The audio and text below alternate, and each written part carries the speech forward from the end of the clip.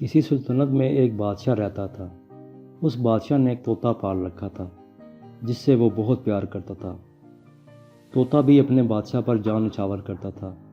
ایک دن طوطے نے بادشاہ سے کہا وہ بہت اداس ہے اور اپنی ماں سے ملنے جانا چاہتا ہے۔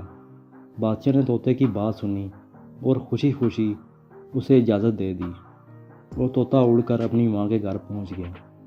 کچھ دن طوطا اپنی ماں کے پاس رہا، اس سے باتیں کرتا رہا، اس کی دیکھ بھال کرتا رہا۔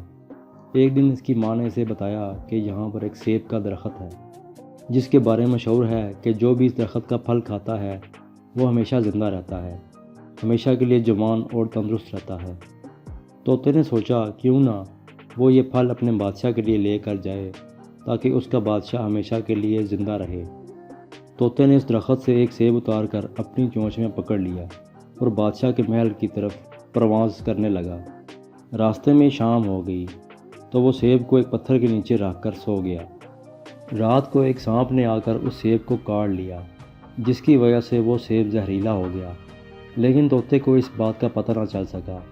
صبح طوطا اٹھا اور وہ سیب لے کر بادشاہ کے محل میں پہنچ گیا اور بادشاہ کو اس سیب کے متعلق ساری معلومات بتائی کہ بادشاہ سلامت، میں یہ پھل آپ کے لیے لے کر آیا ہوں۔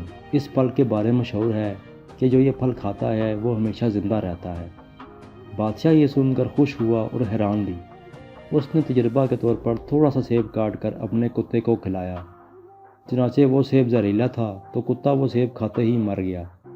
یہ معاملہ دیکھ کر بادشاہ کو بہت غصہ آیا کہ وہ طوطے سے اتنا پیار کرتا ہے، اس کا اتنا خیال رکھتا ہے اور طوطا اسے مارنا چاہتا ہے۔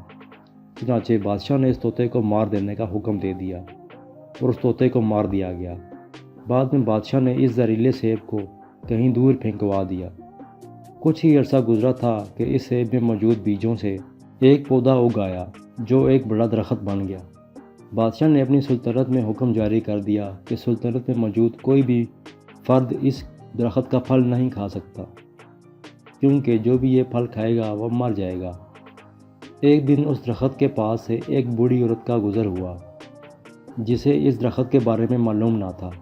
اس عورت کو بھوک لگی تو اس نے اس درخت سے ایک سیب توڑ کر کھا لیا۔